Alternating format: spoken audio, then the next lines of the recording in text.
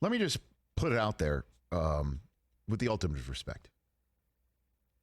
And anybody who's here as a Rich Eisen Show follower for the last, coming up 6 years, knows that is a caveat to say something disrespectful.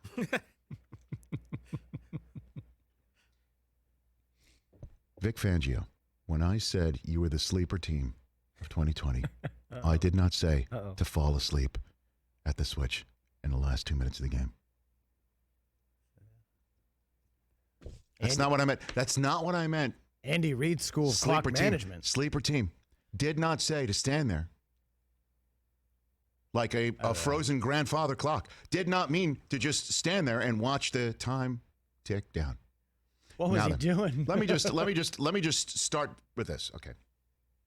So, Stephen Gostkowski was missing every field goal that every Jet fan was hoping he would miss for his entire career in New England, all in one night. Guy never missed. Nope. Never missed. Now he's wearing a Titan uniform, and he cannot shoot straight. Missed extra point, missed field goals once, twice, 3 times. 3 times. Oh, my God, missed 4 kicks in the game. 3 times the lady. Okay. Missed 4 kicks in the game. Titans get the ball back with, let me get this right. I want to be completely accurate here since they get the ball back with, let me get this right here, 3 minutes to go because the Denver Broncos got the ball back in midfield and went 3 and out. Jeez. An aggressive throw from Drew Lock, who looked very nice last night. He went for it. I mean, to Jerry Jeudy, and if Jerry Jeudy caught that ball, he might have hit his head on the goalpost. Yeah. Or set them up for a field goal, forcing the Titans to have to score a touchdown to win this game, right? Or at least kick a field goal to, well, they'd have to go and get 2 points to win this game. Yeah. Or if they get a field goal, they would force the Titans to have to do more than what they did. Understand? But they go 3 and out. They only take a minute off the clock, give the ball back to Tennessee, and Tannehill and starts doing their thing, grinding it out. And, man, they got these playmakers. They're all like 9 feet tall, all of them, with the exception of Humphreys. But everybody else, right? They're all 9 feet tall. The running back's 9 feet tall. The receivers are 9 feet tall. John Smith, I think, is 10 feet tall. They all pack a wallop. Dude. They all hit you hard. A.J. Brown is so jacked. They are physical, like their coach. All right, they're all nasty. They all have an attitude. I like the Titans in that regard. Yeah. So here they come. And they're now on the Denver side of the field. I still can't believe this actually happened. But with a minute 33 to go, they hand the ball off to Derrick Henry, who gets a first down at the Denver 16.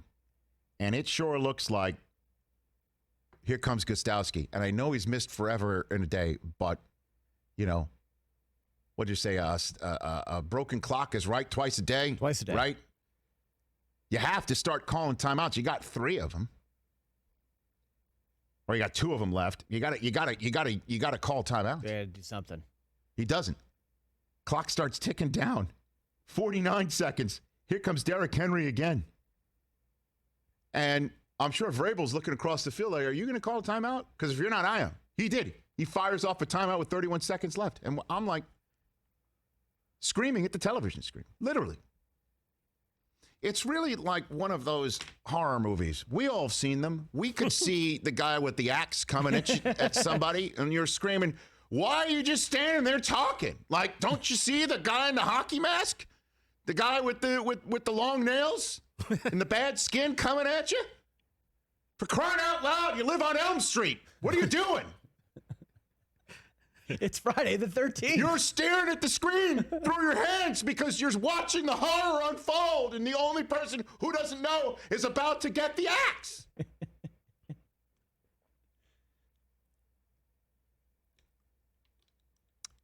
So, of course,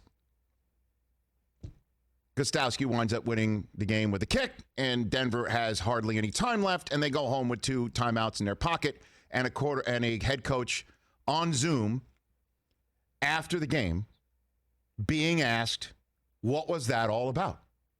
What was your strategy, Vic Fangio, at the end of the game in terms of your timeout strategy and your clock management?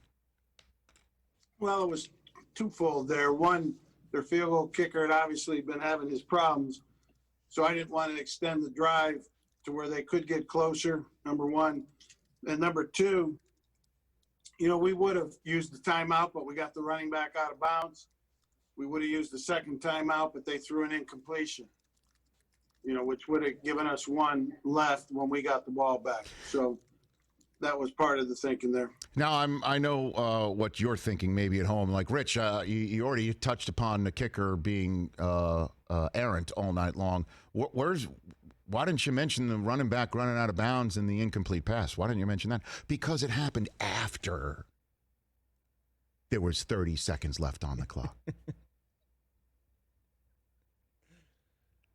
May I repeat, all of that, you no reason to fire off a timeout when the opponent makes the mistake of running the ball out of bounds or attempts to win the game with a touchdown and throws an incomplete pass. Of course, you're not going to use timeouts there.